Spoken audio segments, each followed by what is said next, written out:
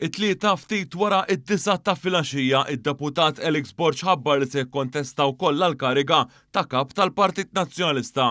Il-kellim nazzjonalista Għal Għawdex qal li ddeċieda fl-aħħar ħin li jitfa' ukoll ismu fit-tellieqa wara r-riżenja ta' Bernard Grech aktar kmieni dan ix-xahar. Dan ifisser li issa Borġ u t-tieni wieħed li qed jagħmel il-pożizzjoni tiegħu f'dan ir-rigward għal proċess fil-partit li jiskadi l-ħadd li ġej fis-satejn ta' wara nofsinhar. Dan wara li ġurnata qabel Adrian Delija sar l-ewwel wieħed li ħabbar fuq il-midja soċjali tiegħu l-interess li jerġa' jsir kap tal-partit.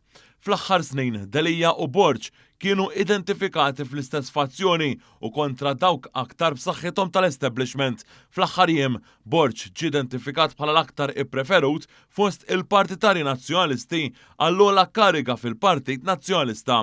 Nhar il-ġimgħa li għadda One News ukoll żvela laqgħa sigreta li kienet qed issir f'lukanda ewlenija f'Ħattart bejn Borġ u Delija wara li ndunaw bil-preżenza tal-midja it-tnejn tellgħu ritratt jgħidu li kienet laqgħa bejn il-ħbieb.